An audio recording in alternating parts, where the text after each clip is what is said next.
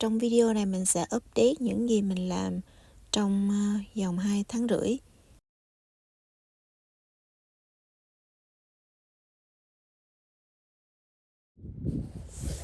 Hôm nay mình sẽ trồng san đá khô chỗ này. Loại đất này nằm ở on sale á, mình mua mình trộn chung với nhau. Tại trồng dưới đất thì cũng không có nhất thiết phải trồng cactus soil.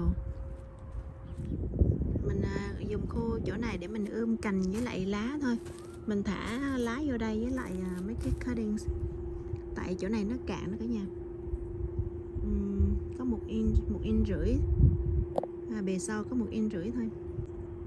Cái này để mình đi vô cho mình chăm sóc cây cho nó vậy.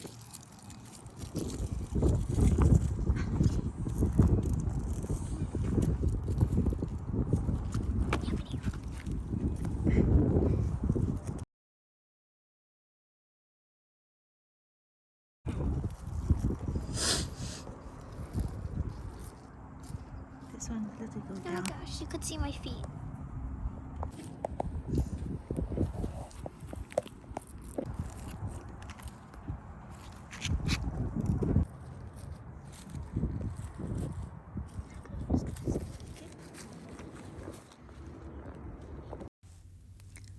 Cái khu chỗ này mình bỏ đất nó hơi cạn nên mình trồng mấy cái nhánh đó, không có quá cao.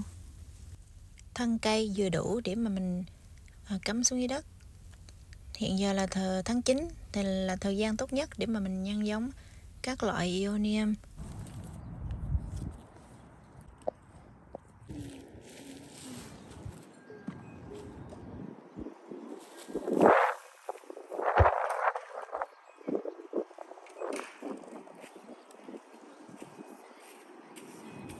Sau khi mình trồng mình tưới nước, xong mình mới cắm xuống là mình tưới nước.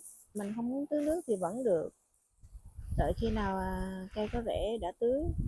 Mình tưới lần đầu, sau đó một tuần sau mình tưới lại. Thì nói chung thì không cần phải canh một tuần tưới một lần 2 lần, mà khi nào cảm thấy đất khô cái mình tưới lại. Ionium đã phát triển rồi nên mình không có sợ cây bị úng. Mình trồng dưới đất nó khó bị úng hơn là trồng trong chậu, thoát nước lẹ đó cả nhà.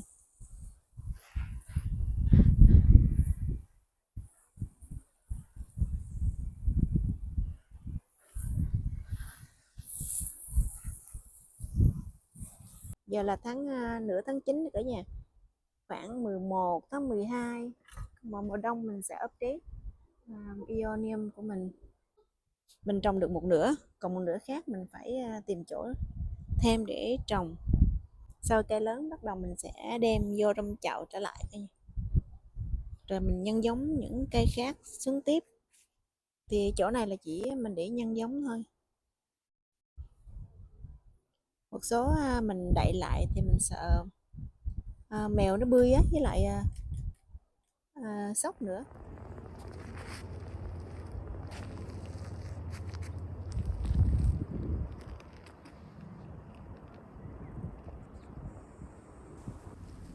Trời mưa xuống là cỏ bắt đầu mọc cả nhà. Mình phải làm cỏ.